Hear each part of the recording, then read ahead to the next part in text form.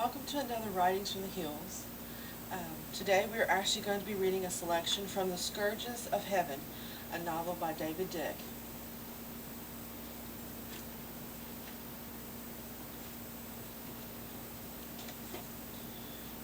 The chapter starts at Owl Hollow, Kentucky, October 1998. The steel teeth of a backhoe made a scraping sound as they struck iron in the ditch, and the yellow machine vibrated with the unforeseen resistance. Luther Duncan felt a curious flutter in his hands and feet. He did not like the interruption, did not like it at all. He was in an all-fire hurry.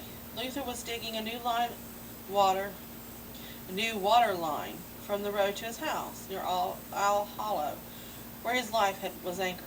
It was October 15th, 1998.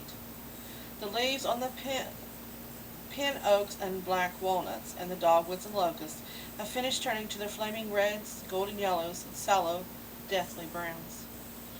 Winds edged with the coming cold of winter worried the leaves, whipping them toward their final cutting loose. It was their annual death dance, the inevitable spiraling down of foliage to provide another layer of humus to the fertile limestone soil. "Hit something!" yelled Joseph, the hired man, looking intently to the narrow, lengthening trench. He knew a lot more about digging without the combustion engine machines than he did with them. As far as he was concerned, the mechanical beasts were much too noisy, too smoky, and too destructive, and much too likely to break down. They were forever needing lubrication.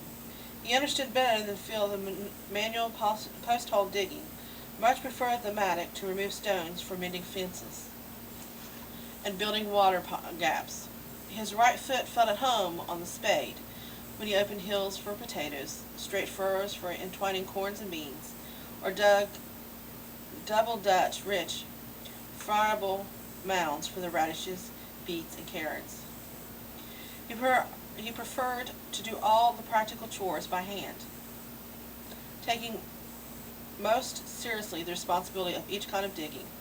Joseph felt bonded when he was personally involved with the earth. It made him feel wanted and needed, and less lonely. He was in no hurry. It takes twice as long to do it wrong meant doing it right the first time, a nugget of wisdom handed down from his mother. Scooping up soil and letting it slip through his cupped fist by the slow squeezing movements of his fingers was a special pleasure for the O'Malley clan.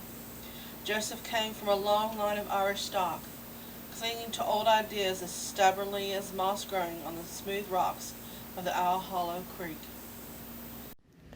If you would like to read more of Scourges of Heaven by David Dick, you can check it out by going to our library's catalog at www.briggslibrary.com.